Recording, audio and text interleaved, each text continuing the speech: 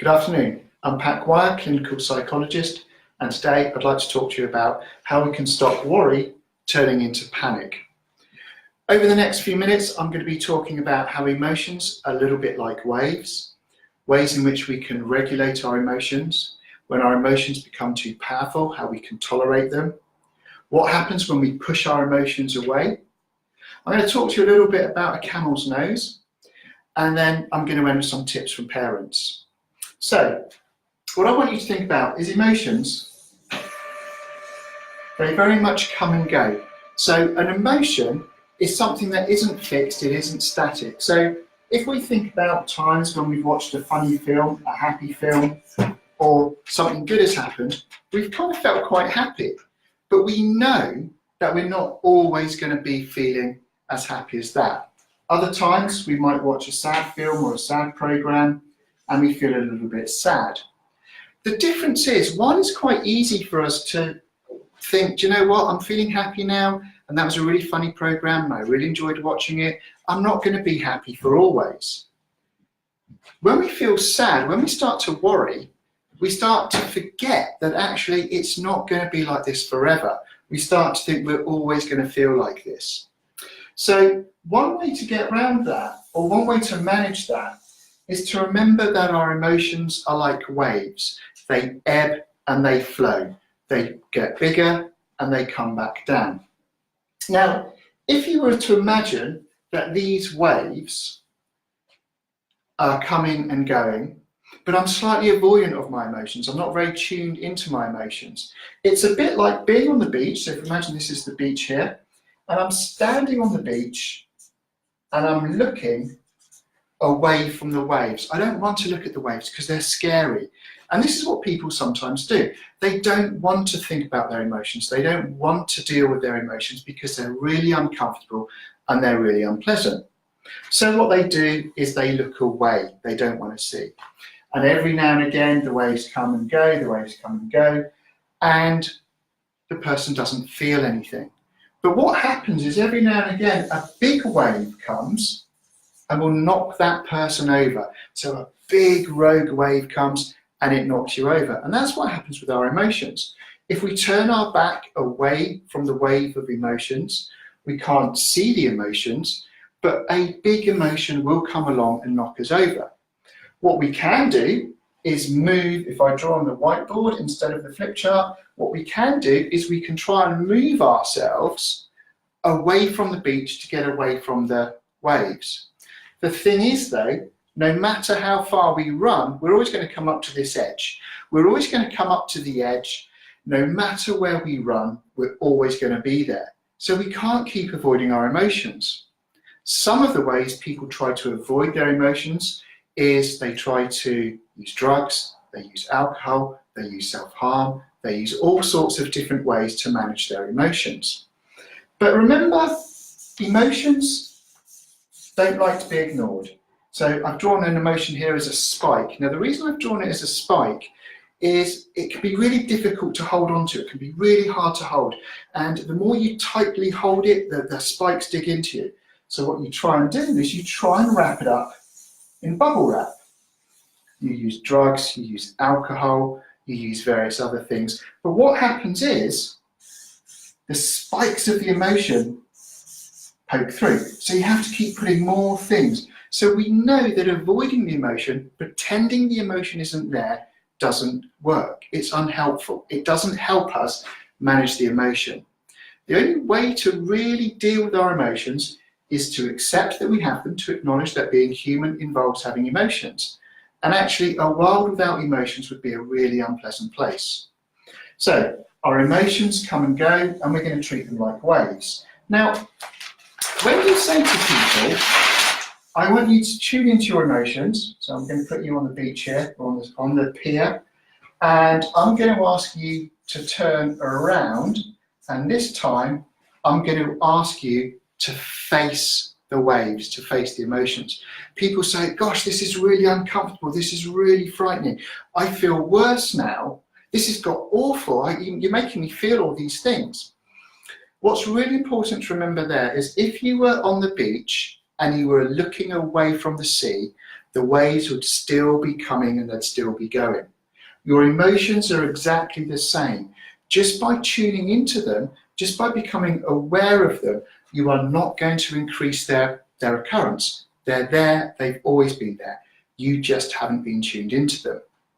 The reason why that's important is when we have awareness,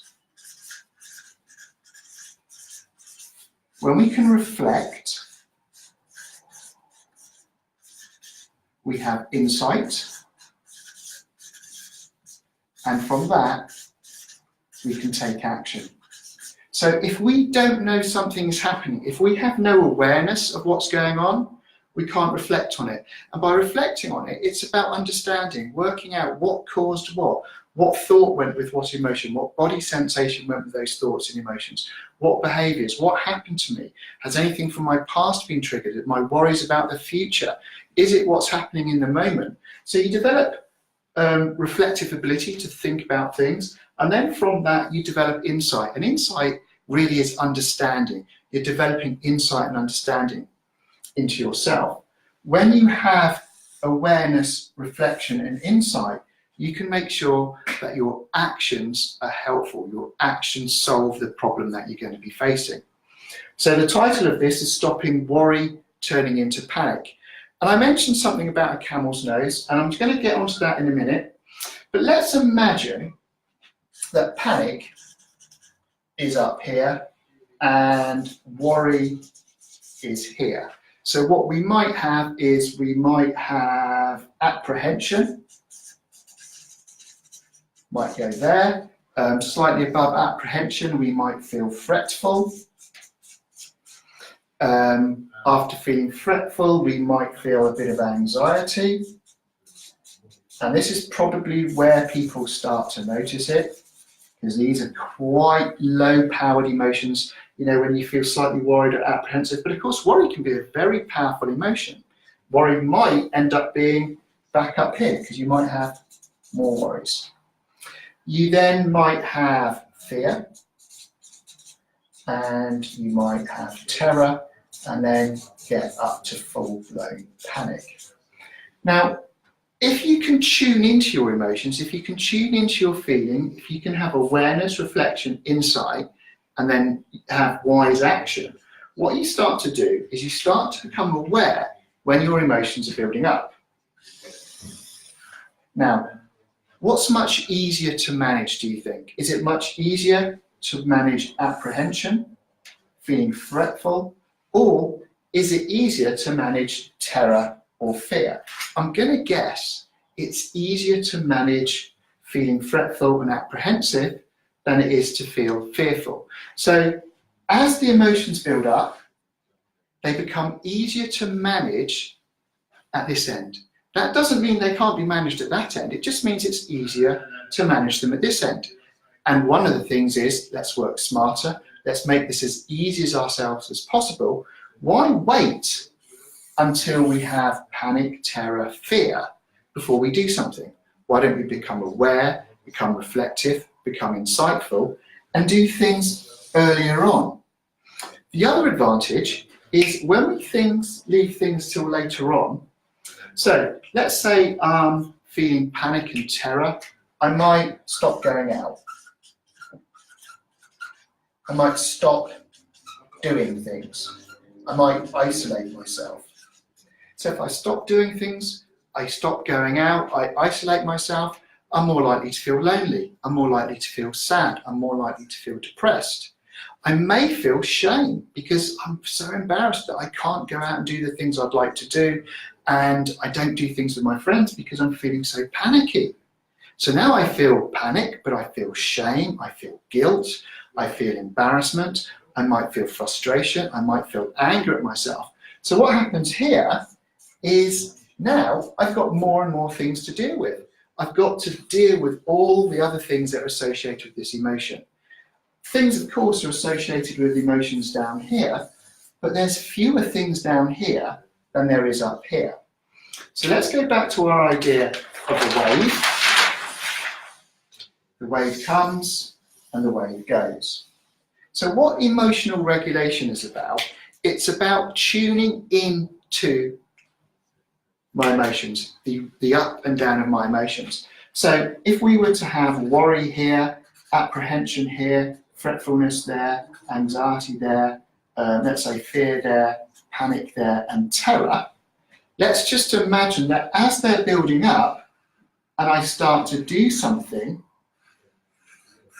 what it's doing is it's stopping this very powerful, this very uncomfortable, spiky feeling at the top happening. But of course, sometimes life doesn't always work like that. Sometimes things happen and we find ourselves at that very top spiky moment. Well, when that happens, what we do, and that's my picture of a surfer, what we do is we surf the emotion, we surf the wave. We know that eventually the wave will come back down. But if I fight it, if I resist it, if I push against it, what I end up doing is keeping the emotion alive. So if I accept that I'm feeling this way, I don't have to like it, I don't have to agree with it, I'm just accepting I feel this way. What I'm doing is I'm stopping emotional pain turning into suffering. And by accepting, I stop emotional pain turning into suffering. By not accepting it, I keep it alive and it causes suffering. So a good example of this is many years ago I used to teach at a university and I used to have marking to do, and I would have 300 exam scripts and I'd have to mark them. And I'd look at these exam scripts and I'd think, you know, it was piled about this high and gosh, I'm never going to get through this. This is going to take me for ages. And sometimes I kind of used to think, oh, do you know what? This is so frustrating. I'm just going to bang my head against a wall in frustration. All that happened is I had a headache from banging my head against the wall for frustration, but I still had the original marking to do. So that wasn't working. I had to accept that, you know what, there's something I don't want to do. And it was challenging. But then I kind of had an epiphany and I thought, you know what, lots of students have put lots of time and effort into revising for their exams and doing their exams. And I changed how I looked at it. I thought, you know, they've put so much time in attending my lectures, revising, they've gone through the stress of the exam. I owe it to them to mark these as well as I can, to be as fair and neutral and objective in marking them according to the marking criteria. And I was actually able to find meaning in something because I could see the value and importance of it to others. So the other thing we can do is we can find meaning. We can say, do you know what am I going to learn from this suffering? What am I going to learn from this pain? When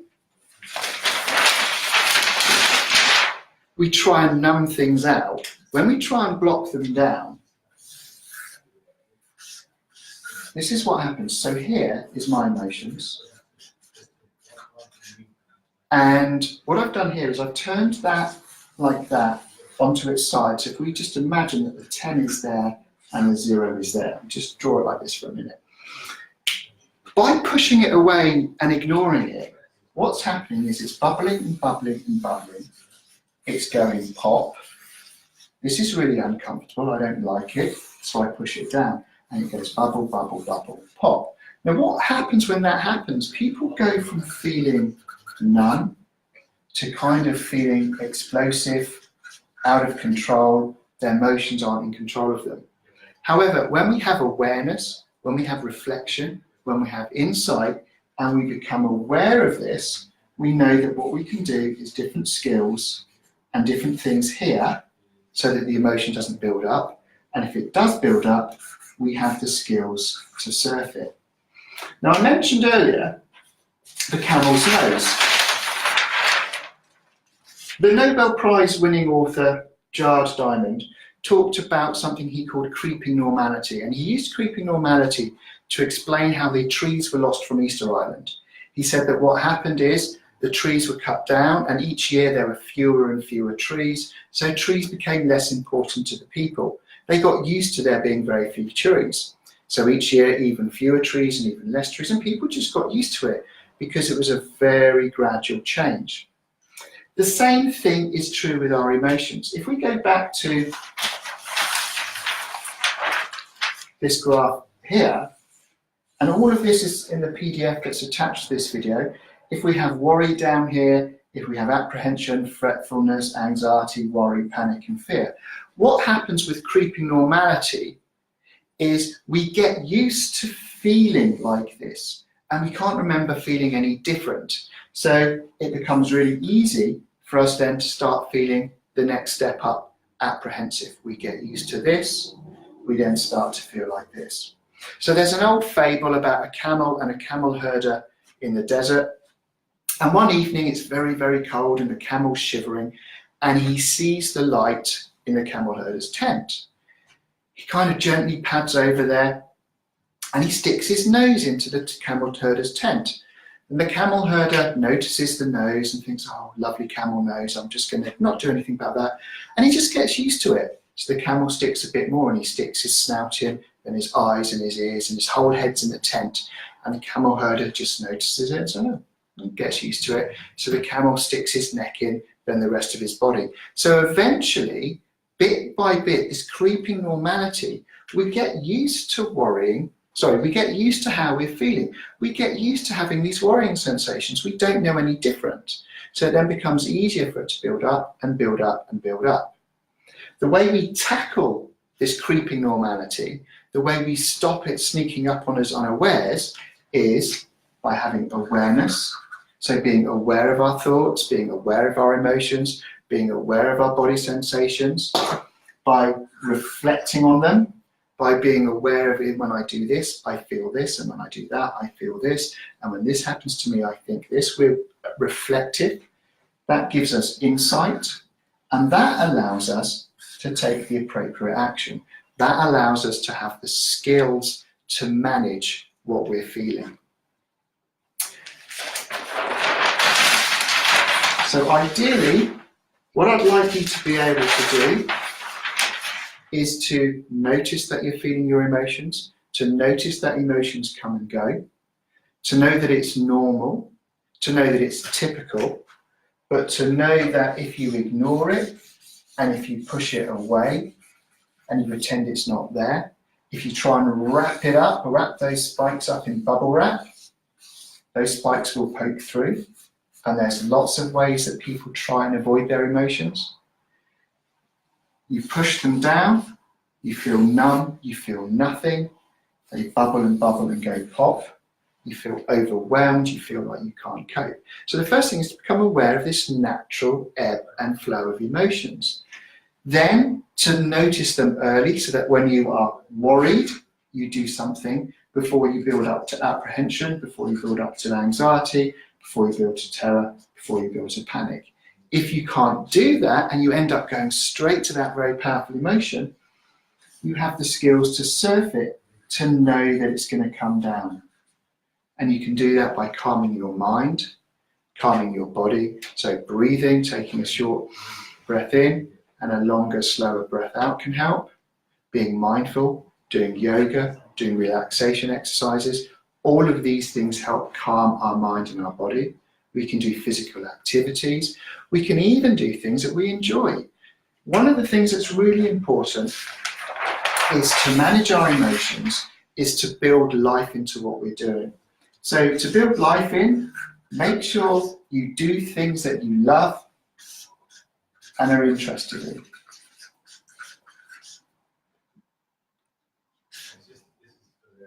Sorry, there should be interested.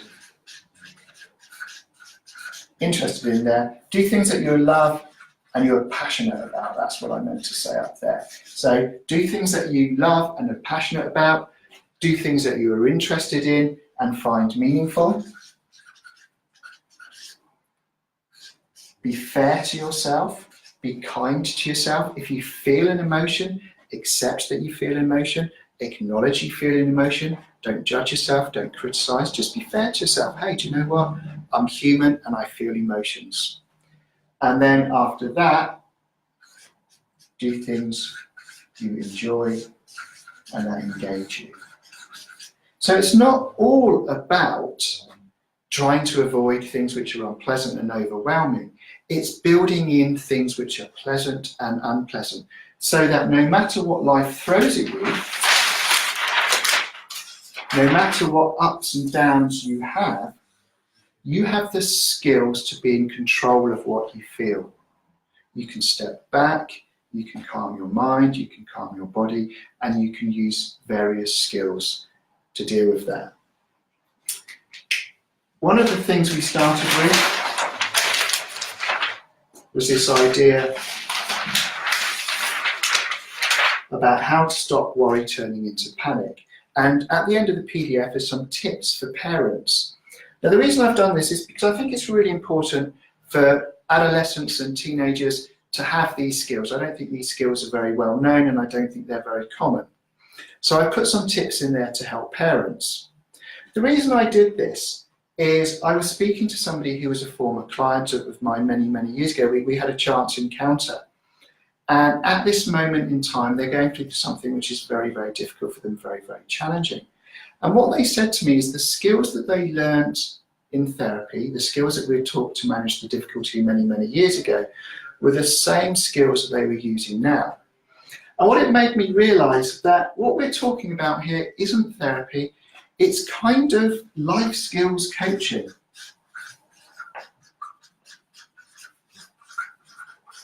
And that's how I want you to think about these. These are skills that are going to help you manage life more effectively.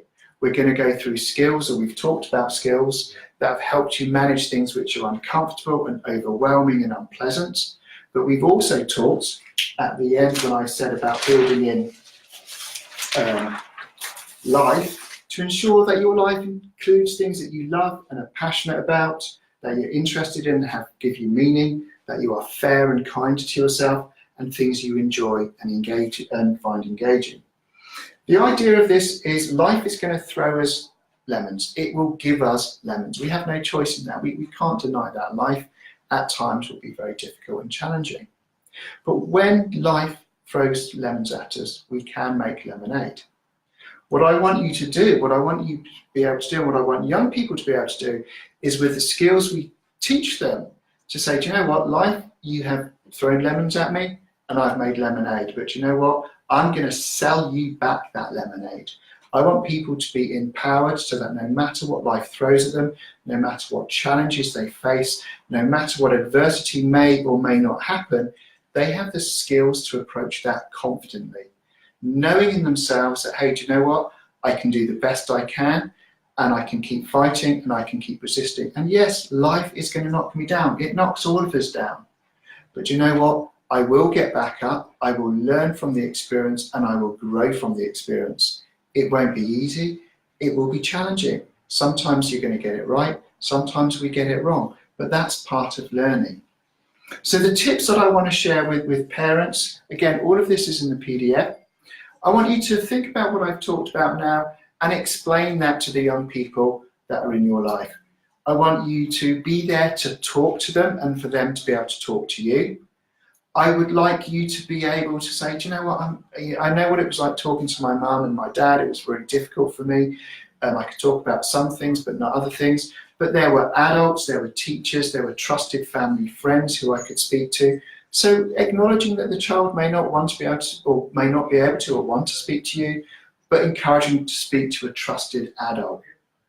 I want you to acknowledge and validate that as a young person, feeling panic, feeling worry, feeling apprehension is a normal part of life. And hey, do you know what? It just means you're a human and you have the courage to feel your emotions. And that is incredibly brave. Then I want you to be able to work with them and talk about and find the skills that work. I want you to practice. I want you to say, well, what about trying this? Could you try that? Could we do this? And there's lots of tips, and I've covered lots of tips in these videos and in the handouts. And if you message me, I can give you some more tips to what you can try with your young person and yourself. The other thing I want you to remember, and I've talked about this before, is acceptance. If you accept, you feel as you feel, and it is as it is, it stops emotional pain turning to emotional suffering. The thing I want you to also remember is emotions. Go with thoughts, go with behavior, body sensations, go with actions, and go with emotions. So I want you to remember that it's not just your emotions, but also your thoughts, your actions and your body sensations, and all of these are interlinked. I also want you to know and remember that when you sleep and have a good restful night's sleep, when you eat a healthy diet, when you are physically active and you have a routine,